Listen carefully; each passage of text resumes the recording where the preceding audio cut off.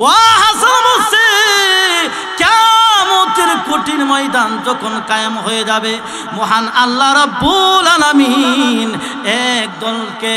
এক দলকে মহান আল্লাহ ডান হাতে আমলনামা দিয়া মহান আল্লাহ জান্নাত দিয়ে দিবে, আরেক দলকে বাম হাতে আমলনামা দিয়া মহান আল্লাহ রাব্বুল আলামিন জাহান্নামের মধ্যে দিয়ে দিবে। ও হাসান বসরি বলেন দেখি, কিয়ামতের কঠিন ময়দানে মহান আল্লাহ রাব্বুল আলামিন আমি রাবিয়াকে ডান হাতে আমলনামা দিবে নাকি বাম হাতে আমলনামা দিবে? আপনি এই প্রশ্নের জবাব দেন। এমনিতেই হাসান বসরি তখন ডেকে ডেকে বলেন, ও রাবিয়া, কিয়ামতের কঠিন ময়দানে মহান আল্লাহ রাব্বুল আলামিন আমার ডান হাতে আমলনামা দিবে না বাম হাতে আমলনামা দিবে? আমার নিজের কথাই আমি বলতে পারি না, তোমার কথা কিভাবে বলবো? এমনিতেই রাবিয়া বসরিয়া তখন ডেকে ডেকে বলেন, ও হাসান বসরি, লক্ষ্য করে শোনো, এই তিন প্রশ্নের কথা যখন আমার স্মরণ হয়ে যায় তখন আমার দুনিয়ার রং তামাশা কোনো কিছু ভালো লাগে না। এই তিন প্রশ্নের কথা চিন্তা করে করে আমি সারা রাত দাঁড়ায়া দাঁড়ায়া মহান আল্লাহ রাব্বুল আলামিনের ইবাদত বন্দি করি। তাহলে তারা কি আল্লাহকে কি প্রাধান্য দিতেন, এই দিনকে কত প্রাধান্য দিতেন, ইসলামকে কত প্রাধান্য দিতেন। এই জন্য আমি মা বোনদেরকে বলি না যে আপনারা বিয়ে করবেন না, বিয়ে করবেন কিন্তু আমল করতে হবে, আমল করতে হবে। ভাইয়েরা আমার, কবরে যখন নিয়ে যাওয়া হবে কবরের আযাব থেকেও কেউ রেহাই পাবে। রাহমাতুল লিল আলামিন ডেকে ডেকে বলেন, রে উম্মতেরা, আমি মহান আল্লাহর কাছে যদি দোয়া করতাম, আল্লাহ গো আমার উম্মতকে তুমি কবরের আযাবকে দেখায়া দাও, তাহলে মহান আল্লাহ রাব্বুল আলামিন তোমাদেরকে কবরের আযাবকে দেখায়া দিত। কিন্তু কেন মহান আল্লাহর কাছে আমি কেন দোয়া করি না জানোনি? যদি তোমরা কবরের আযাব দেখো তাহলে মায়ের লাশ নিয়ে তোমরা কবরে যাবে না, বাবার লাশ নিয়ে তোমরা কবরে যাবে না। ভাইয়েরা আমার, এজন্য খাদিজাতুল কুবরা রাদিয়াল্লাহু তাআলা আনহা পৃথিবীর জমিন থেকে বিদায় হওয়ার সময় চোখের পানি ছেড়ে দিয়া কান্নাকাটি করে আল্লাহর নবী বিশ্ব নবী রাহমাতুল লিল আলামিন ডেকে ডেকে বলেন, খাদিজা গো তুমি কেন চোখের পানি ছেড়ে দিয়া কান্নাকাটি করো? এমনিতে খাদিজাতুল কুবরা রাদিয়াল্লাহু তাআলা আনহা ডেকে ডেকে বলেন, হুজুর দুই কারণে কান্না করি গো নবীজি। এক নম্বর কারণ হলো আপনার জন্য, দুই নম্বর কারণ হলো আমার জন্য গো নবীজি। ও গো নবীজি, এক নম্বর কারণ হলো আপনার জন্য। আল্লাহর নবী বলেন, ও খাদিজা আমার জন্য কেন কান্না করো?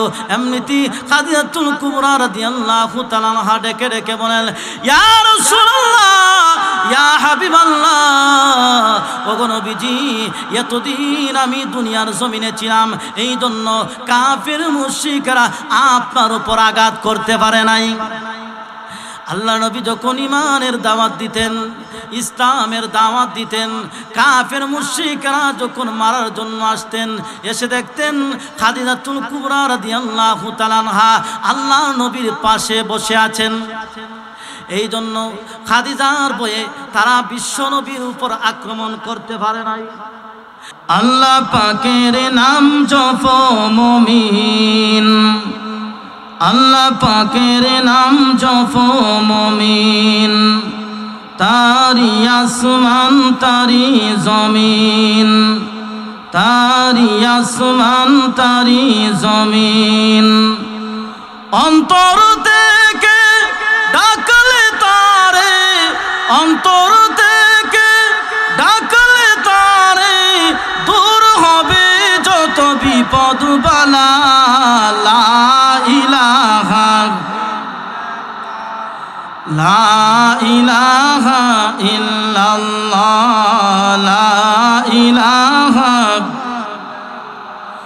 খালিক নেই তুমি চারাম, মালিক নেই তুমি চারাম, কোনো মাবুদ নেই তুমি চারাম, কোনো মাশুক নেই তুমি চারাম। এই জীবনে তোমার মতন আপনার কেউ নাই, এখানে ওখানে সব কানে শুধু তোমাকে খুঁজে বেড়াই। তোমার জিকির মন হয় জানা, লা ইলাহা লা ইলাহা লা ইলাহা লা ইলাহা ইল্লাল্লাহু মুহাম্মাদুর রাসূলুল্লাহ সাল্লাল্লাহু আলাইহি ওয়াসাল্লাম। 9 গ্রামের কবরবাসীদের রূহের মাগফিরাত কামনায় 9 গ্রামের গ্রামবাসীর যৌথ উদ্যোগে আজকের এই ওয়াজ ও দোয়া মাহফিলের সভাপতির আসন অলঙ্কিত করেছেন জনাবে সদরে মুহতারাম মুআজ্জাজ মুকাররম উলামায়ে কেরাম, সমবেত সম্যপ্রাণী দিন দরদি মুসলমান ভাইয়েরা। মাইকের আওয়াজ যতদূর পর্যন্ত গিয়ে পৌঁছতেছে, পর্দার আড়ালে অবস্থানরত আমার সম্মানিতা মা ও বোনেরা, সর্বপ্রথম আল্লাহ পাকের দরবারে অসংখ্য অগণিত শুকরিয়া আদায় করছি, যেই মহান আল্লাহ পাক রব্বুল আলামিন অত্যন্ত দয়া করে মায়া করে ভালোবেসে আজকের এই মুবারক মাহফিলে আসার এবং বসার তৌফিক দান করেছেন। তাই আসুন সে আল্লাহ পাকের দরবারে কালিমাতুশ শুকরিয়া আদায় করি, সকলে জোরে সুরে বলি আলহামদুলিল্লাহ। আমার ভাইয়েরা, 30 পারা কুরআন মহান আল্লাহ পাক রব্বুল আলামিন আমাদের নবীজির কাছে নাজিল করেছেন দীর্ঘ 23 বছরে। কখনো এক আয়াত, কখনো 2 আয়াত, কখনো এক সূরা, যখন যতটুকু প্রয়োজন হয়েছে আল্লাহ রাব্বুল আলামিন জিবরাইল আলাইহিস সালাতু ওয়াস সালামের মাধ্যমে আমাদের নবীজির কাছে নাজিল করেছেন। অতএব যেই কারণ অথবা প্রেক্ষাপটকে সামনে রেখে কোরআনের আয়াত অথবা সূরা নাজিল করা হয়, সেটাকে তাফসীরের ভাষায় বলা হয় শানে নজুল অথবা সবেব নজুল। কোরআন নাজিল হওয়ার কারণ, আমি যেই সূরাটি আপনাদের সম্মুখে তেলাওয়াত করেছি, এই সূরাটি নাজিল হওয়ার পিছনে একটি কারণ আছে। কারণ হলো আল্লাহর নবী বিশ্ব নবী রাহমাতুল লিল আলামিন তিনি যখন আল্লাহর দাওয়াত দিতে শুরু করে দিলেন, তখন মক্কার কিছু কাফির মুশরিকরা আল্লাহর রাসূলের কাছে এসে বলেন, হে মুহাম্মদ, তুমি যে আল্লাহর দাওয়াত দাও সে আল্লাহ কয়জন? ওই আল্লাহ কিসের তৈরি? তার বংশ পরিচয় কি? এইভাবে আল্লাহর নবী বিশ্ব নবী রাহমাতুল লিল আলামিনকে প্রশ্ন করতে লাগলেন। আমার নবী কি জবাব দিবেন? তিনি লা জবাব হয়ে বসে আছেন। মহান আল্লাহ পাক রব্বুল আলামিন মক্কার কাফের মুশরিকদের জবাব দেওয়ার জন্য আল্লাহ রব্বুল আলামিন এই সূরাতুল ইখলাস কুল হু আল্লাহ সূরা মহান আল্লাহ নাজিল করে দিলেন। আল্লাহ রব্বুল আলামিন বলেন, কুল হু আল্লাহু আহাদ আল্লাহুস সামাদ লাম ইয়ালিদ ওয়া লাম ইউলাদ ওয়ালাম ইয়াকুল লাহু কুফুয়ান আহাদ। হাবিব, মক্কার কাফের মুশরিকরা আপনাকে প্রশ্ন করেছে আমি আল্লাহ কয়জন? তাদেরকে জানায় দেন আমি আল্লাহ হলাম একক, আমি আল্লাহর কোনো শরীক নাই। আল্লাহুস সামাদ, আমি আল্লাহ হলাম সমাদ ও মুকাফেক্কি, কোনো কিছুর মুকাফেক্কি নয়।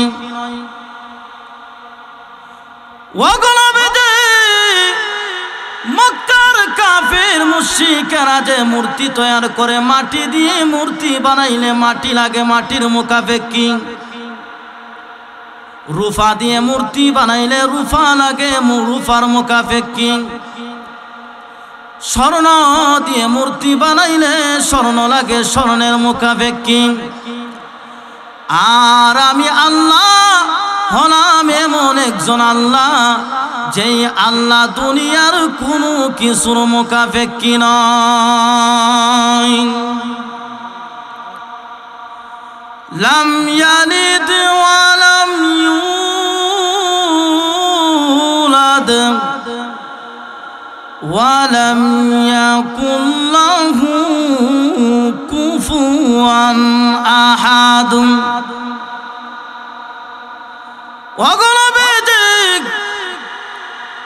মক্কার কাফের মুশরিকরা আমি আল্লাহর বংশ পরিচয় জানতে চেয়েছে, তাদেরকে জানায় দেন আমি আল্লাহ কাউকে জন্ম দেই নাই, কারো কাছ থেকে জন্ম নেই নাই। তাহলে আমি আল্লাহর বংশ পরিচয় থাকবে কিভাবে? আমি আল্লাহ যেমন কারো কাছ থেকে জন্ম নেই নাই, আমি আল্লাহর সমকক্ষ কেউ নাই। এই সূরাতুল ইখলাস, কুল হুয়াল্লাহ সূরা, খুবই ফজিলতপূর্ণ একটি সূরা। কিভাবে? এই সূরার আরেকটি নাম হলো সূরাতুল মুহাব্বা, মোহব্বতের সূরা, ভালোবাসার সূরা। যদি কোনো ব্যক্তি এই সূরাতুল ইখলাস কুল হুয়াল্লাহ সূরাকে মহব্বত করে ভালোবাসে, তাহলে সে যেন স্বয়ং মহান আল্লাহ পাককে ভালোবাসলো। জোরে কন্না সুবহান। এই সূরার আরেকটি নাম হলো, এই সূরাকে বলা হয় সুলুসুল কুরআন, কুরআনের 3 ভাগের 1 ভাগ। আল্লাহর নবী বিশ্বনবী রাহমাতুল লিল আলামিন ডেকে বলেন, রে সাহাবীরা তোমরা সকলে জমা হয়ে বসে যাও, একত্রিত হয়ে যাও। আমি নবী তোমাদেরকে কোরআনের 3 ভাগের 1 ভাগ তেলাওয়াত করে শোনাবো। সাহাবায়ে কেরাম তো আনন্দে আত্মহারা হয়ে গেলেন। আজকে নবীর মধুর কণ্ঠে আমরা কোরআন তেলাওয়াত শুনব, কারণ নবীর কণ্ঠে তেলাওয়াত শোনার জন্য মক্কার কাফের মুশরিকেরাও পাগল ছিল। আবু জেহেল, আবুল আহাব, উতবা, সাইবা তারাও বিশ্ব নবীর কণ্ঠে তেলাওয়াত শোনার জন্য পাগল ছিল। এমনকি তারা যদি নবীজির কণ্ঠে তেলাওয়াত না শুনতেন, তাদের চোখের মধ্যে ঘুম আসতেন না। আবু জেহেল সে একদিন ঘোষণা করে দিলেন, মক্কার মানুষদেরকে ডেকে বলেন, রে মক্কার মানুষেরা শুনো, তোমরা কেউ মুহাম্মদের কণ্ঠে তেলাওয়াত শুনতে পারবা না। এই ঘোষণা দিয়ে সে বাড়িতে চলে গেলেন। আবু জেহেল সেও বিশ্ব নবীর কণ্ঠে তেলাওয়াত না শুনলে তার চোখের মধ্যে ঘুম আসে না। ভাইরা আমার, আবু জেহেল ঘোষণা দিয়ে যখন বাড়িতে গেলেন, এক পাশ থেকে অন্য পাশে চলে যায়। আবু জেহেলের চোখের মধ্যে ঘুম আসে না, সাইবার চোখের মধ্যে ঘুম আসে না, উতবার চোখের মধ্যে ঘুম আসে না। এক পর্যায়ে আল্লাহর নবী বিশ্ব নবী রাহমাতুল লিল আলামিন যখন তাহাজ্জুদের নামাজে যখন কোরআন তেলাওয়াত আরম্ভ করে দিলেন, নবীর কণ্ঠে তেলাওয়াত শোনার জন্য আবু জেহেল সে আর ঘরে বসে থাকতে পারল না। সে মনে মনে চিন্তা করেন, আমি হলাম মক্কার বড় লিডার, আমার কথা অমান্য করে কেউ মুহাম্মদের কণ্ঠে তেলাওয়াত শোনার জন্য যাবে না, অতএব আমি একা একা গিয়ে আজকে মুহাম্মদের কণ্ঠে তেলাওয়াত শুনবো। উতবাও একই চিন্তা করেছেন, সাইবাও একই চিন্তা করেছেন। এই চিন্তা করে আল্লাহর নবীর ঘর হলো খেজুর পাতার বেড়া, ওই খেজুর পাতার বেড়ার সঙ্গে কান লাগায়া লাগায়া বিশ্ব নবীর কণ্ঠে তেলাওয়াত শুনে, উতবাও বিশ্ব নবীর কণ্ঠে তেলাওয়াত শুনে এক পর্যায়ে যখন নবীজি যখন তেলাওয়াত বন্ধ করে দিলেন, তারা তিনজন একসাথে দৌড় মারলেন। কিন্তু রাস্তা হলো একটা, তিনজন ধাক্কাকে এক জায়গার মধ্যে পড়ে গেলেন। আবু জেহেল দেখতে বলে, কে তুমি? মুহাম্মদের কণ্ঠে তেলাওয়াত শোনার জন্য কে আসলে তুমি? এমনিতে একজন ডাক দিয়া বলেন, আমি হলাম উতবা। আরেকজনকে ডাক দিয়া বলেন, কে তুমি? আমি হলাম সাইবা। এমনিতে আবু জেহেল তখন ডেকে ডেকে বলেন, রে উতবা, নিষেধ করে দিলাম মুহাম্মদের কণ্ঠে তেলাওয়াত না শোনার জন্য, তারপরেও কেন বিশ্ব নবীর কণ্ঠে কেন তেলাওয়াত শোনার জন্য আসলে? এমনিতে উতবা তখন ডেকে ডেকে বলেন, রে আবু জেহেল, তুমি কেন আসলে এর জবাবটা দাও আগে। এমনিতে আবু জেহেল তখন ডেকে ডেকে বলেন, রে উতবা, যতই নিষেধ করতে পারি বিশ্ব নবী রাহমাতুল লিল আলামিনের কণ্ঠে তেলাওয়াত শুনবো না, কিন্তু আল্লাহর নবী বিশ্ব নবী রাহমাতুল লিল আলামিনের কণ্ঠে যদি তেলাওয়াত না শুনি, আমি আবু জেহেলের চৌকের মধ্যে ঘুম আসে না। বেঈমান কাফেররা আল্লাহর রাসূলের কণ্ঠে তেলাওয়াত শোনার জন্য পাগল ছিল। ওই নবী যখন বললেন, রে সাহাবীরা, তোমরা সকলে জমা হয়ে যাও, একত্রিত হয়ে যাও, আমি নবী তোমাদেরকে কোরআনের 3 ভাগের 1 ভাগ তেলাওয়াত করে শোনাবো। সাহাবায়ে কেরাম সকলে জমা হয়ে গেলেন, একত্রিত হয়ে গেলেন। কিছুক্ষণ পরে আল্লাহর নবী বিশ্ব নবী রাহমাতুল লিল আলামিন হুজ্জা মুবারক থেকে বের হয়ে সূরাতুল ইখলাস কুল হুয়াল্লাহ সূরা একবার তেলাওয়াত করে চলে গেলেন। সাহাবীরা বলতে লাগলেন, আল্লাহর নবী বলেছেন আমাদেরকে কোরআনের 3 ভাগের 1 ভাগ তেলাওয়াত করে শোনাবে, কিন্তু নবীজি সূরাতুল ইখলাস কুল হুয়াল্লাহ সূরা একবার তেলাওয়াত করে চলে গেলেন। কিছুক্ষণ পরে আল্লাহর নবী বিশ্ব নবী রাহমাতুল লিল আলামিন আবার চলে আসলেন। এসে ডেকে ডেকে বলেন, সাহাবীরা রে, সূরাতুল ইখলাস কুল হুয়াল্লাহ সূরা যদি কোনো ব্যক্তি যদি একবার তেলাওয়াত করতে পারে, মহান আল্লাহ রাব্বুল আলামিন ওই ব্যক্তির আমলনামায় 10 পারা কোরআন তেলাওয়াতের সওয়াব লিখে দিবেন। এই উম্মতকে মহান আল্লাহ পাক রব্বুল আলামিন হায়াত দিয়েছে কম, কিন্তু সুযোগ দিয়েছে অনেক বেশি। এই উম্মত যদি কোরআনের একটি হরফ যদি তেলাওয়াত করে, তাহলে মহান আল্লাহ পাক রব্বুল আলামিন তাকে কমপক্ষে 10টা নেকি দিয়ে দেন। এই উম্মত যদি রমজান মাসে কোরআনের একটি হরফ যদি তেলাওয়াত করে, মহান আল্লাহ কমপক্ষে তাকে 70টা নেকি দান করেন। এই উম্মত যদি 5 ওয়াক্ত নামাজ জামাতের সঙ্গে আদায় করে, মহান আল্লাহ পাক রব্বুল আলামিন তাকে 50 ওয়াক্ত নামাজের সওয়াব দান করে দেন। এই উম্মত যদি রমজান মাসে মহান আল্লাহ একটি রাত্রি দিয়েছেন, যেই রাত্রির নাম হলো কদরের রাত্রি, ওই কদর রাত্রিতে যদি এই উম্মত ইবাদত বন্দি করতে পারে, মহান আল্লাহ তাকে 1000 মাসের সওয়াব দান করে দেন। জোরে খান্না সুবহান। আর সূরাতুল ইখলাস কুল হুয়াল্লাহ সূরা যদি একবার তেলাওয়াত করে, তাহলে তাকে 10 পারা কোরআন তেলাওয়াতের সওয়াব লেখে। আর যদি কোন ব্যক্তি যদি এই কুল হুয়াল্লাহ সূরা যদি 3 বার তেলাওয়াত করতে পারে, মহান আল্লাহ রাব্বুল আলামিন ওই ব্যক্তির আমলনামায় এক কতম কোরআন তেলাওয়াতের সওয়াব লিখে দেন। আমরা অনেকে জানি, অনেকে আছি কোরআন তেলাওয়াত করতে পারি না। এই জন্য আমি বলবো আমরা বেশি বেশি সূরাতুল ইখলাস, কুল হুয়াল্লাহ সূরা বেশি বেশি তেলাওয়াত করি। ভাইরা আমার, আর যদি কোন ব্যক্তি যদি সূরাতুল ইখলাস, কুল হুয়াল্লাহ সূরা যদি কোন ব্যক্তি 10 বার তেলাওয়াত করতে পারে, মহান আল্লাহ রাব্বুল আলামিন ওই ব্যক্তির জন্য জান্নাতের মধ্যে একটি বাড়ি নির্মাণ করে দেন। 10 বার তেলাওয়াত করলে মহান আল্লাহ একটা বাড়ি বানায় দেন।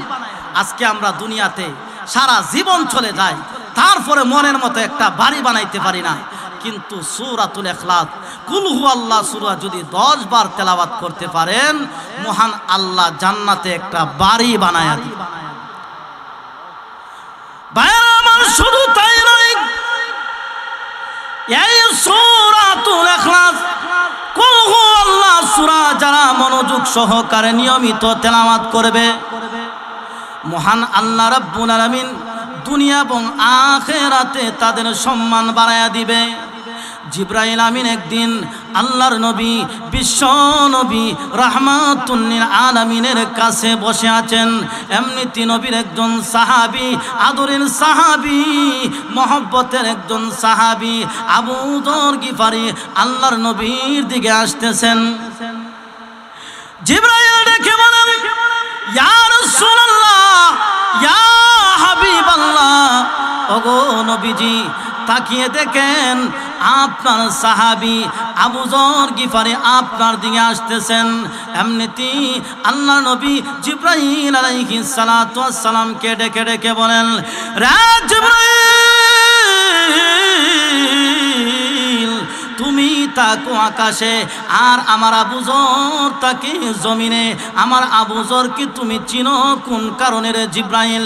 এমনিতে জিবরাইল বলে, ওগো নবীজি, আপনার আবু যর গিফারকে আমি শুধু জিবরাইল নয়, আসমানের সমস্ত ফেরেশতারা আপনার আবু যর গিফারিকে চিনে। শুধু চিনে তাই নয়, আবু যরকে নিয়ে আসমানের ফেরেশতারা গর্ব করে। আল্লাহ নবী, বিশ্ব নবী রাহমাতুল লিল আলামিন ডেকে বলেন, রে জিবরাইল, আমার আবু যরের এত সম্মান আর এত ইজ্জত কেন বেড়ে গেল রে জিবরাইল? এমনিতে জিবরাইল আলাইহিস সালাতু ওয়াস সালাম ডেকে বলেন, ইয়া রাসূলুল্লাহ, ইয়া হাবিবাল্লাহ, ওগো নবীজি, আপনার আবু যরের ভিতরে এমন 2টি গুণ আছে, যেই 2টা গুণ আসমানবাসীর কাছে বড় পছন্দনীয়, আল্লাহর কাছেও বড় পছন্দনীয়। 1 নম্বর গুণ হলো আপনার আবু যরের ভিতরে কোনো অহংকার নাই, সে বড় বিনয়ী, বিনয়ীর সাথে চলাফেরা করে। 2 নম্বর গুণ হলো আপনার আবু যর বেশি বেশি সূরাতুল ইখলাস তেলাওয়াত করে। এই সূরাতুল ইখলাস তেলাওয়াত করার কারণে আবু যরের সম্মান মহান আল্লাহ বাড়ায় দেন। ভাইরা আমার, শুধু তাই নয়, এই সূরাতুল ইখলাস, কুল হুয়াল্লাহ সূরা যারা নিয়মিত তেলাওয়াত করবে, মহান আল্লাহ রাব্বুল আলামিন তাদের জানাজার নামাজের মধ্যে রহমতের ফেরেশতা পাঠায়া দিবেন। আল্লাহর নবী, বিশ্ব নবী রাহমাতুল লিল আলামিন তিনি যুদ্ধের ময়দানে চলে গেলেন। এমনিতে জিবরাইল আলাইহিস সালাতু ওয়াস সালাম আল্লাহর নবীর কাছে চলে আসলেন। এসে ডেকে ডেকে বলেন, হুজুর, আপনার সাহাবী আবু মুআবিয়া ইবনে মুআবিয়া, একজন সাহাবী মুআবিয়া ইবনে মুআবিয়া দুনিয়া থেকে বিদায় নিয়েছে। ওগো নবীজি, ওই সাহাবীর জানাজার নামাজ পড়ানোর জন্য মহান আল্লাহ আপনাকে বলেছে। এমনিতে বিশ্ব নবী রাহমাতুল লিল আলামিন তখন ডেকে ডেকে বলেন, রে জিবরাইল, আমি কোথায় আর আমার মুআবিয়া কোথায়? আমি হলাম যুদ্ধের ময়দানে আর আমার মুআবিয়া হলো মদিনাতে, তাহলে আমি কিভাবে মুআবিয়ার জানাজার নামাজ কিভাবে পড়াবো? এমনিতে জিবরাইল আলাইহিস সালাতু ওয়াস সালাম পাখা দিয়ে আঘাত করলেন, পাহাড়গুলো দূরে সরে গেল। মুআবিয়ার লাশ আল্লাহর নবীর সামনে উপস্থিত করা হলো। জোরে বলেন না আল্লাহু আকবার, আর একটু জোরে বলেন আল্লাহু আকবার। আমার আল্লাহর নবী বিশ্ব নবী রাহমাতুল লিল আলামিন মুআবিয়ার জানাজার নামাজ পড়ায় দিলেন। এমনিতে নবীজি তাকায় দেখেন হঠাৎ করে আকাশটা যেন মেঘাচ্ছন্ন হয়ে গিয়েছে। সূর্য আছে কিন্তু সূর্যের কিন্তু আলো নাই। আল্লাহ নবীরা কি বলে, জিবরাইল, কি হলো রে জিবরাইল? সূর্য আছে কিন্তু সূর্যের আলো নাই। কিন্তু দেখা গেল আকাশটা হঠাৎ করে কেন মেঘাচ্ছন্ন হয়ে গেল। এমনিতে জিবরাইল আলাইহিস সালাতু ওয়াস সালাম ডেকে ডেকে বলেন, ইয়া রাসূলুল্লাহ, ইয়া হাবিবাল্লাহ, ওগো নবীজি, আপনার মুআবিয়া ইবনে মুআবিয়া আজকে দুনিয়া থেকে বিদায় হয়েছে। এই জন্য মহান আল্লাহ রাব্বুল আলামিন মুআবিয়ার জানাজার নামাজের মধ্যে মহান আল্লাহ ৭০,০০০ ফেরেশতা পাঠায়া দিয়েছে। আর একটু জোরে বলেন সুবহানাল্লাহ। মুআবিয়ার জানাজার মধ্যে মহান আল্লাহ ৭০,০০০ ফেরেশতা পাঠাইছে। তাহলে মহান আল্লাহ কেন পাঠাইছে? আল্লাহর নবী বিশ্ব নবী রাহমাতুল লিল আলামিন ডেকে বলেন, রে জিবরাইল, আমার মুআবিয়ার এত সম্মান আর এত ইজ্জত কেন বেরো গেল রে জিবরাইল? যেই মুআবিয়ার জানাজার মধ্যে মহান আল্লাহ রাব্বুল আলামিন ৭০,০০০ রহমতের ফেরেশতা বাড়াইছে, এর কারণ কি রে জিবরাইল? এমনিতে জিবরাইল আলাইহিস সালাতু ওয়াস সালাম ডেকে বলেন, ইয়া রাসূলুল্লাহ, ইয়া হাবিবাল্লাহ, ওগো নবীজি, আপনার মুআবিয়ার ভিতরে এমন একটি গুণ ছিল, যেই গুণ হলো মুআবিয়া বেশি বেশি সূরাতুল ইখলাস, কুল হুয়াল্লাহ সূরা তেলাওয়াত করত। কুল হুয়াল্লাহ সূরা তেলাওয়াত করার কারণে মহান আল্লাহ মুআবিয়ার জানাজার নামাজের মধ্যে ৭০,০০০ রহমতের ফেরেশতা পাঠান। তাহলে যেই আল্লাহ মুআবিয়ার জানাজার নামাজের মধ্যে ৭০,০০০ ফেরেশতা পাঠাইছে, ওই আল্লাহ এখনো আসেনি? আর একটু জোরে বলেন, এখনো আসেনি? আমরাও যদি মনোযোগ সহকারে এই সূরাতুল ইখলাস যদি নিয়মিত তেলাওয়াত করতে পারি, তাহলে মহান আল্লাহ আমাদের জানাজার নামাজের মধ্যেও রহমতের ফেরেশতা পাঠায়। যেমন বাংলাদেশের গর্ব, বিশ্ব নন্দিত মুফাসসিরে কোরআন আল্লামা জুবায়ের আহমদ আনসারী রাহমাতুল্লাহ আলাইহি, তিনি যখন কঠিন লকডাউনের সময় যখন পৃথিবীর জমিন থেকে বিদায় হয়ে গেলেন, প্রশাসন থেকে অনুমতি দেওয়া হলো যে ৫ জন লোককে তোমরা জানাজার নামাজ পড়ে তাকে দাফন করে দিবে। সমস্ত রাস্তাঘাট ব্লক করে দিল, একজন লোককেও ঢুকতে দেয় নাই। হঠাৎ করে দেখা গেল জানাজা যখন আরম্ভ হয়ে যাবে, ১০-১৫ মিনিটের ভিতরে পুরা মাঠ যেন লক্ষ লক্ষ মানুষ হয়ে গেল, রাস্তাঘাট ব্লক হয়ে গেল। উলামায়ে কেরাম বলেছেন সর্বাধিক থেকে মানুষদেরকে আটকায়া দেওয়া হয়েছে, তারপরেও এত লক্ষ লক্ষ মানুষ কিভাবে উপস্থিত হলো?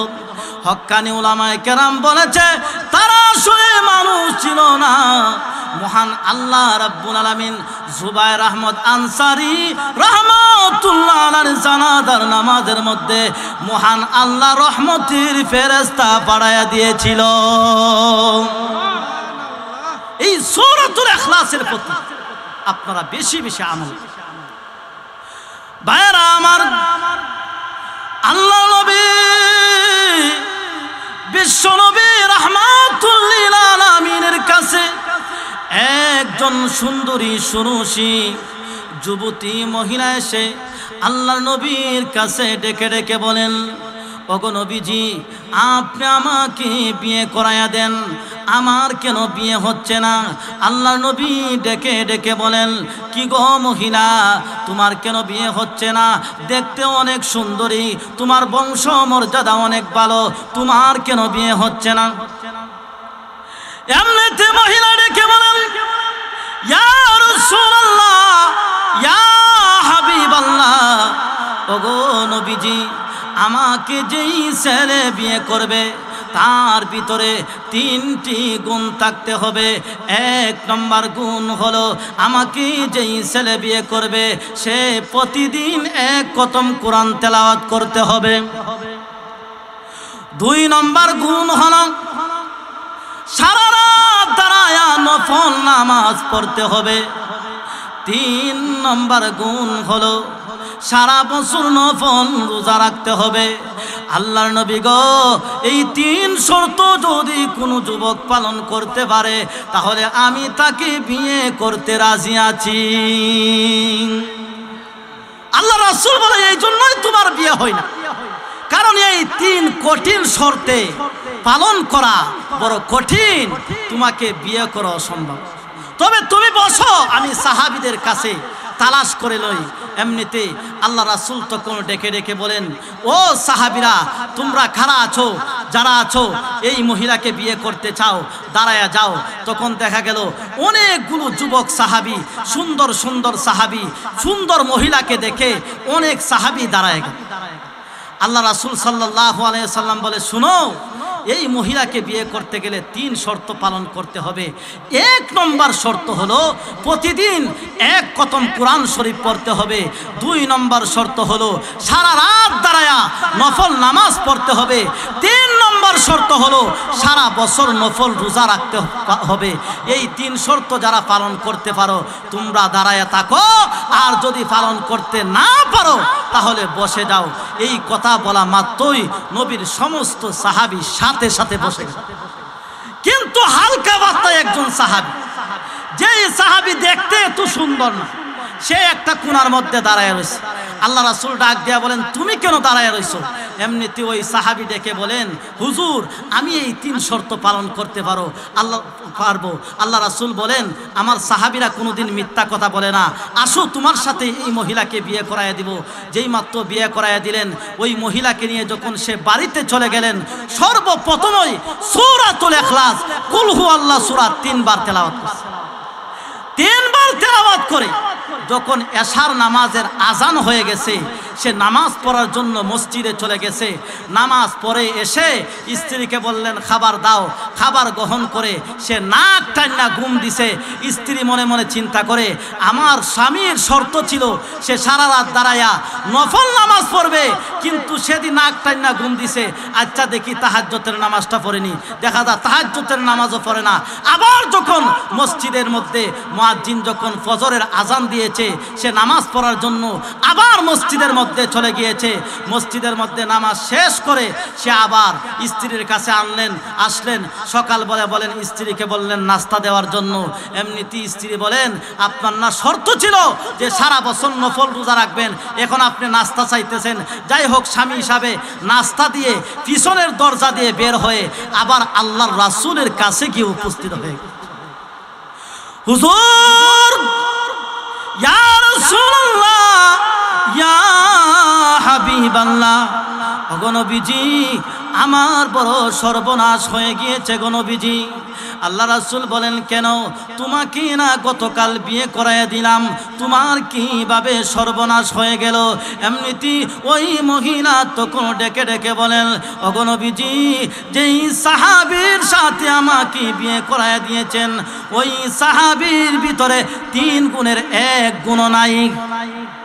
এই কথা বলা মাত্র আল্লাহ রাসূলের সাহাবী, ওই সাহাবী আবার আল্লাহ রাসূলের কাছে উপস্থিত হয়ে গেছে। আল্লাহ নবী, বিশ্ব নবী রাহমাতুল লিল আলামিন ডেকে বলেন, রে সাহাবীরা, এই সাহাবী আমার কাছে উপস্থিত করো। এই সাহাবীকে যখন উপস্থিত করা হলো, সাহাবীকে ডেকে ডেকে বলেন, রে সাহাবী, বলো দেখি তোমার স্ত্রী তোমার বিরুদ্ধে যে অভিযোগ দিয়েছে, অভিযোগ সত্য না মিথ্যা? এমনিতে ওই সাহাবী তখন ডেকে ডেকে বলেন, ইয়া রাসূলুল্লাহ, আমার স্ত্রী যেই অভিযোগ দিয়েছে অভিযোগ সত্য, কিন্তু আমি যা আমল করেছি সেটাও সত্য। আল্লাহ নবী ডেকে বলেন, সাহাবী, দুইটা কিভাবে সত্য হয় রে সাহাবী? এমনিতে সাহাবী তখন ডেকে ডেকে বলেন, ইয়া রাসূলুল্লাহ, ইয়া হাবিবাল্লাহ, ওগো নবীজি, এর আগে আপনি একটি প্রশ্নের জবাব দেন। আপনি যা কিছু বলেন তা সত্য না মিথ্যা? কিছু মিথ্যা আছে নাকি? আল্লাহর নবী বলেন, রে সাহাবী, আমার জিন্দেগিতে কোনোদিন মিথ্যা কথা বলি নাই। এমনিতে সাহাবী তখন ডেকে ডেকে বলেন, ইয়া রাসূলুল্লাহ, ইয়া হাবিবাল্লাহ, ওগো নবীজি, আপনি বলেছেন কোন ব্যক্তি যদি 3 বার যদি সূরাতুল ইখলাস, কুল হুয়াল্লাহ সূরা যদি 3 বার তেলাওয়াত করে, মহান আল্লাহ রাব্বুল আলামিন ওই ব্যক্তির আমলনামার মধ্যে 1 খতম কোরআন তেলাওয়াতের সওয়াব লিখে দেন। ওগো নবীজি, আমার স্ত্রীর তো 1 নম্বর শর্ত ছিল যে প্রতিদিন 1 খতম কোরআন শরীফ তেলাওয়াত করতে হবে। কিন্তু ওগো নবীজি, আমি যখন সূরাতুল ইখলাস 3 বার যখন তেলাওয়াত করলাম, বলেন তো দেখি, আমি যে তেলাওয়াত করলাম আমি কোরআন খতমের সওয়াব পাইছিনি? আল্লাহ রাসূল বলেন, হ্যাঁ তুমি পেয়েছো। এমনিতেই মহিলা ডেকে ডেকে বলে, দেখছনি আমার স্বামী আমার সাথে কি চালাকি করছে। এমনিতে সাহাবী ডেকে বলেন, ইয়া রাসূলুল্লাহ, ওগো নবীজি, আমার স্ত্রীর 2 নম্বর শর্ত ছিল গো নবীজি, প্রতিদিন রাত্রে বেলা সারা রাত দাঁড়ায় নফল নামাজ পড়তে হবে। আল্লাহ নবী গো, আপনি বলেছেন কোন ব্যক্তি যদি ইয়াশারের নামাজ আর ফজরের নামাজ যদি জামাতের সঙ্গে আদায় করে, মহান আল্লাহ রাব্বুল আলামিন ওই ব্যক্তির আমলনামায় সারা রাত দাঁড়ায়া নফল নামাজের সওয়াব লিখে দেন। ওগো নবীজি, বলেন আমার স্ত্রীর 2 নম্বর শর্ত পালন হয়েছে কিনা? সাহাবী তখন ডাক দিয়া বলে, আল্লাহ রাসূল তখন ডাক দিয়া বলে, হ্যাঁ, তোমার স্ত্রীর 2 নম্বর শর্ত পালন হয়েছে। সাহাবী তখন ডাক দিয়া বলে, ইয়া রাসূলুল্লাহ, ওগো নবীজি, আমার স্ত্রীর 3 নম্বর শর্ত ছিল গো নবীজি। 3 নম্বর শর্ত হলো সারা বছর নফল রোজা রাখতে হবে। আল্লাহর নবী গো, আপনি বলেছেন, ওগো নবীজি, আপনি বলেছেন মহান আল্লাহ রাব্বুল আলামিন 1-এর বিনিময়ে 10 দান করে। ওগো নবীজি, আমি রমজানের 30টা রোজা রেখেছি, এই জন্য 300 দিনের সওয়াব পেয়ে গিয়েছি। আরো তো 65 দিন বাকি আছে গো নবীজি, আমি শাওয়াল মাসের 6টি রোজা রেখেছি, আরো 60 দিনের সওয়াব পেয়ে গিয়েছি। মহিলা তখন ডেকে ডেকে বলেন, ওগো নবীজি, আরো তো 5 দিন বাকি আছে। এমনিতে আল্লাহর নবী তখন ডেকে ডেকে বলেন, রে সাহাবী, এতক্ষণ তো সুন্দর জবাব দিয়েছিলে রে সাহাবী, এখন কি জবাব দিবে রে সাহাবী? এমনিতে সাহাবী তখন ডেকে ডেকে বলেন, ইয়া রাসূলুল্লাহ, ইয়া হাবিবাল্লাহ, ওগো নবীজি, বছরে হলো 5টি রোজা রাখা, 5 দিন হলো হারাম, 5 দিন রোজা রাখা হারাম। 2 ঈদের 2 দিন, কুরবানির ঈদের পরে 3 দিন, এই 5 দিন রোজা রাখা হারাম। ওগো নবীজি, বলেন দেখি আমার এই দিনে গুলাকে রোজা রাখতে হবে কিনা?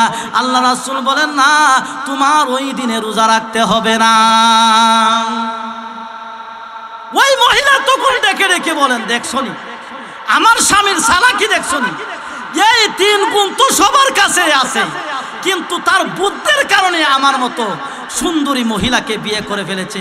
আল্লাহ রাসূলকে মহিলা ডেকে ডেকে বলেন, ওগো নবীজি, আমার স্বামী যা বলেছে তা কি সত্য বলেছে? আল্লাহ রাসূল বলে, হ, অবশ্যই সত্য বলেছে।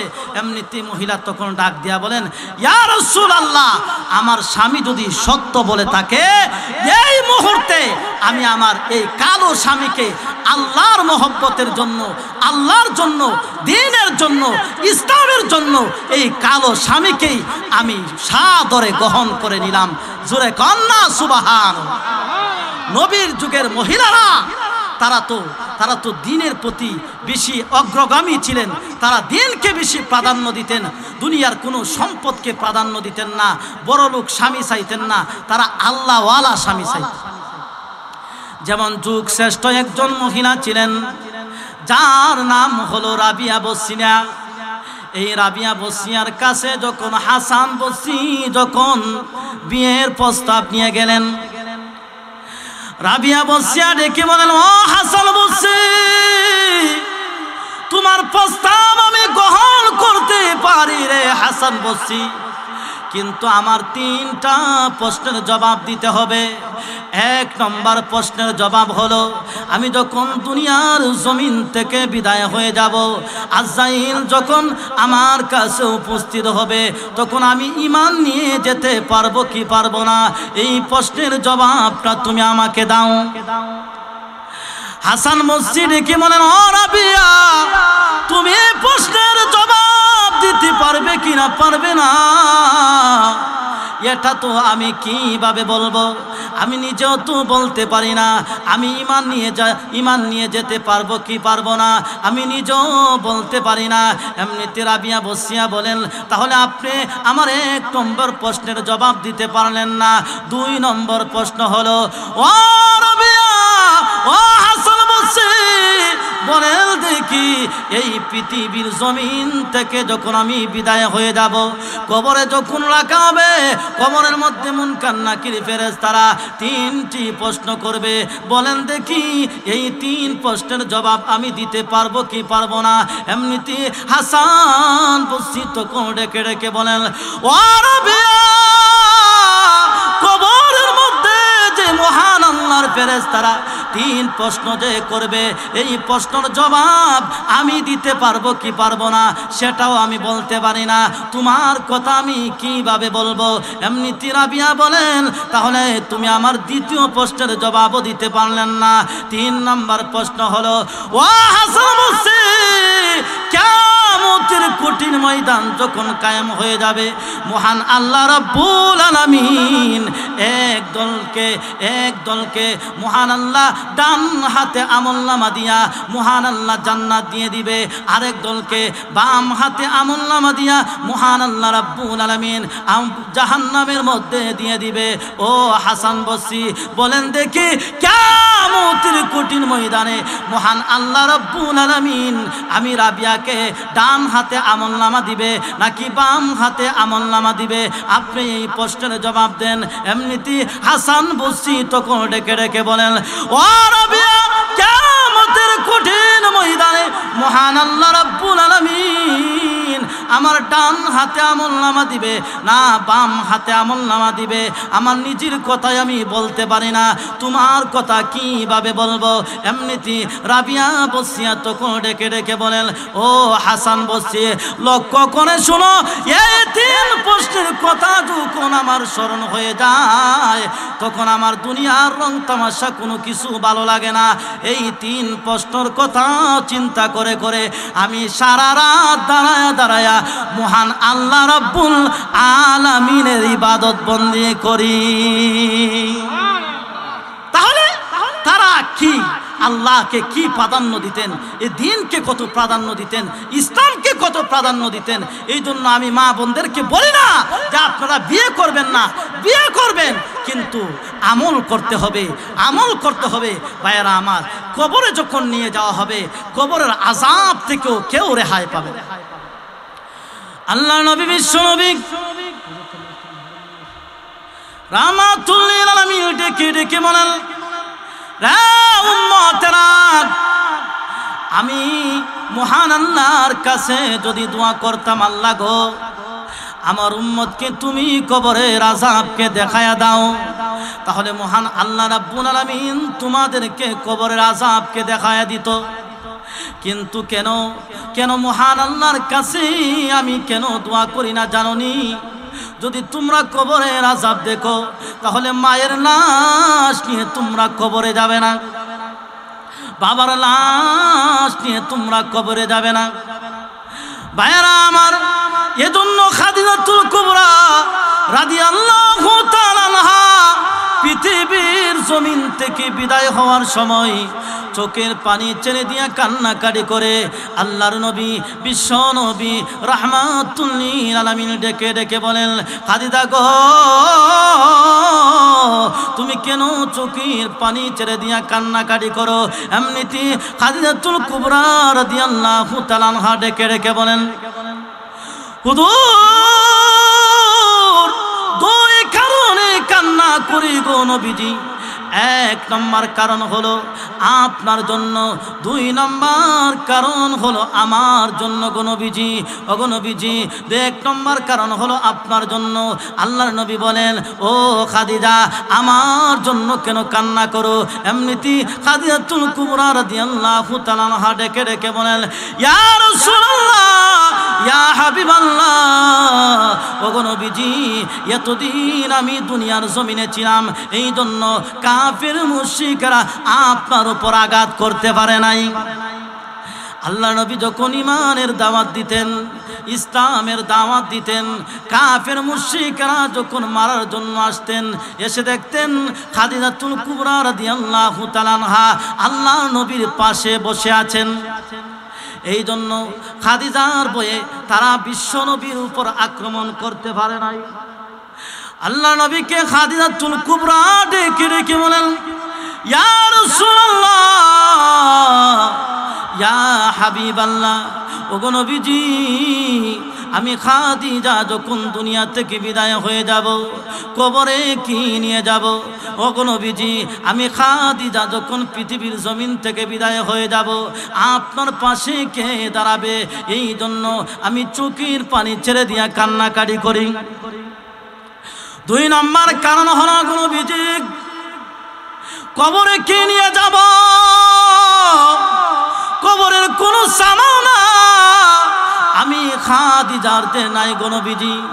অথচ মহান আল্লাহ রাব্বুল আলামিন খাদিজাতুল কুবরা রাদিয়াল্লাহু তাআলা আনহাকে মহান আল্লাহ নিজে সালাম জানাইছেন। জোরে বলেন না আল্লাহু আকবার, আর একটু জোরে বলেন আল্লাহু আকবার। শুধু তাই নয়, 10 জন পুরুষকে মহান আল্লাহ রাব্বুল আলামিন জান্নাতের সার্টিফিকেট দিয়েছেন। ঠিক তেমনি ভাবে 10 জন মহিলাকেও মহান আল্লাহ রাব্বুল আলামিন জান্নাতের সার্টিফিকেট দিয়েছেন। এর মধ্যে একজন হলো খাদিজাতুল কুবরা রাদিয়াল্লাহু তাআলা আনহা। তারপরেও চোখের পানি ছেড়ে দিয়া কান্নাকাটি করে আর ডেকে ডেকে বলে, নবী গো, আমি যখন দুনিয়ার জমিন থেকে বিদায় হয়ে যাব, কবরে কি নিয়ে যাব? কবরের কোনো সামানা আমি খাদিজাতুল কুবরার নাই। হুজুর, আপনি আমার একটি দরখাস্ত মঞ্জুর করে নেন। ওগো নবীজি, আমি যখন দুনিয়ার জমিন থেকে বিদায় হয়ে যাব, আল্লাহর নবী গো, আপনার ব্যবহারের একটি কাপড় দিয়া আমার কাফন পরায়া দিবেন। আল্লাহর নবী গো, আমার বিশ্বাস আপনার ব্যবহারের একটি কাপড় দিয়া যদি আমার কাফন যদি পরায়া দেওয়া হয়, তাহলে কবরের মাটি আপনার জামার বরকতে কবরের মাটি আমাকে চাপ দিতে পারবে না। হুজুর, 2 নম্বর দরখাস্ত, আল্লাহর নবী গো, আমার কাফন পরায়া যখন কবরের মধ্যে যখন রেখে দেওয়া হবে, জানাজার নামাজের পরে কবরের মধ্যে যখন রেখে দেওয়া হবে, ওগো নবীজি, তখন সমস্ত সাহাবীরা যখন চলে আসবে, তখন আপনি বিশ্ব নবী রাহমাতুল লিল আলামিন আমার কবরের পাশে দাঁড়ায়া থাকবেন। হুজুর আল্লাহর নবী বলেন দেখি আপনি যখন পাশে দাঁড়ায় থাকবেন আমার প্রশ্নের জবাবগুলো আপনি দিয়ে দিবেননি। আল্লাহর নবী বিশ্ব নবী রাহমাতুল লিল আলামিন বলেন, ও খাদিজা যাও, তোমার দুইটি দরখাস্ত আমি মঞ্জুর করে নিলাম। ও খাদিজা যাও, আমার পরনের কাপড় দিয়া তোমাকে কাফন পরাইয়া দিব। 2 নম্বর দরখাস্ত মঞ্জুর করে নিলাম, তোমার কবরের পাশে আমি দাঁড়ায় থাকবো। এমনিতে খাদিজাতুল কুবরা যখন দুনিয়া থেকে বিদায় হয়ে গেলেন, আল্লাহর নবী বিশ্ব নবী রাহমাতুল লিল আলামিনের পরনের কাপড় দিয়া খাদিজার কাফন পরায়া যখন কবরের দিকে নিয়ে যায়, নবীজিও পিছনে পিছনে যায়। কবরের মধ্যে নামানোর পরে খাদিজাতুল কুবরা রাদিয়াল্লাহু তাআলা আনহাকে যখন কবরের মধ্যে রাখা হলো, আল্লাহর নবী বিশ্ব নবী রাহমাতুল লিল আলামিন খাদিজাতুল কুবরার কবরের পাশের মধ্যে দাঁড়ায় আছেন। এমনিতেই আল্লাহর নবী চোখের পানি ছেড়ে দিয়া কান্নাকাটি করে আর ডেকে ডেকে বলে, প্রভু গো, আমার বাবা নাই, ছিল আমার মাও দুনিয়া থেকে বিদায় হয়ে গিয়েছে, ছিল আমার দাদাও দুনিয়া থেকে বিদায় হয়ে গিয়েছে, ছিল আমার খাদিজাও দুনিয়া থেকে বিদায় হয়ে গিয়েছে, এখন যে আমার কেউ নাই, চোখের পানি ছেড়ে দিয়া কান্নাকাটি করে। এমনিতে মহান আল্লাহ রাব্বুল আলামিন বিশ্ব নবী রাহমাতুল লিল আলামিনকে ডেকে ডেকে বলেন, ওগো নবীজি, খাদিজার কবরের পাশে আর দাঁড়ায় থাকতে হবে না, জান গো নবীজি, আপনাকে যেই দিন খাদিজা ওয়াদা করাইছিলেন সেই দিন আপনি বিশ্ব নবীর পক্ষ থেকে আমি মহান আল্লাহ রাব্বুল আলামিন খাদিজার প্রশ্নের জবাব আমি আল্লাহ দিয়ে দিয়েছি। তাহলে ভাইয়েরা আমার, এই খাদিজাতুল কুবরা বিশ্ব নবী রাহমাতুল লিল আলামিনের জন্য এত কষ্ট করেছেন, এত কষ্ট স্বীকার করেছেন। আল্লাহ রাসূল সাল্লাল্লাহু আলাইহি ওয়াসাল্লামকে বিশ্বনবী রাহমাতুল লিল আলামিনকে সর্বদিক দিয়ে খাদিজাতুল কুবরা রাদিয়াল্লাহু তাআলা আনহাকে সাহায্য করেছে। এই জন্য কবরে যখন নিয়ে যাওয়া হবে, কবরের আযাব বড় কঠিন আযাব। ভাইয়েরা আমার, এই দুনিয়ার জমিনটাই হলো আমাদের জন্য আসল জমিন। এই দুনিয়ার জমিনেই আমাদেরকে আমল করতে হবে, পরকালে যাওয়ার পরে আমাদের আর কোনো আমল চলবে না। এজন্য আল্লাহর একজন ওলি তিনি এক কবরের পাশ দিয়ে চলে যান। শুনেন, ওই কবর থেকে দেখা যায়, কবর থেকে কুরআন তেলাওয়াতের আওয়াজ শোনা। আল্লাহর ওলি যখন এই কুরআন তেলাওয়াতের আওয়াজ যখন শুনলেন, এমনিতেই তিনি সুবহানাল্লাহ বলে আল্লাহর দরবারে সুবহানাল্লাহ। এমনিতে ওই কবর থেকে আওয়াজ এসে, রে পথিক, তুমি জানোনি আমি এই কবরের মধ্যে 5000 বার কুরআন খতম করেছি। শুনো, তুমি যে একবার সুবহানাল্লাহ বলেছ, এই সুবহানাল্লাহর পরিমাণ সওয়াব আমাকে দিয়ে দাও, আর আমার 5000 কোরআন খতমের সওয়াব নিয়ে যাও। শুনো, তুমি যে দুনিয়াতে থেকে একবার সুবহানাল্লাহ বলেছ, একবার সুবহানাল্লাহর সওয়াব যদি একদিকে রাখা হয়, আর 5000 বার কোরআন খতম যদি অন্যদিকে রাখা হয়, তারপরে কবরে জগতের কোরআন খতমের সওয়াব এই সুবহানাল্লাহ সওয়াবের পরিমাণ হবে না। এই জন্য এই দুনিয়াটি হলো আমাদের জন্য সওয়াব কামাই করার জায়গা। এই দুনিয়াতে যদি আমরা কামাই করে যাইতে পারি, কবরের জগতের মধ্যে আল্লাহ পাক আমাদেরকে শান্তিতে রাখবে। এই জন্য কবরের জগতে আমাদের সকলকে কবরের জগতে শান্তিতে রাখুক। আমাদের যারা মা বোন আত্মীয় স্বজন যারা কবরবাসী আছেন, সকলের কবরের আযাবকে মাফ করে দেখ। সকলে বলেন আমিন।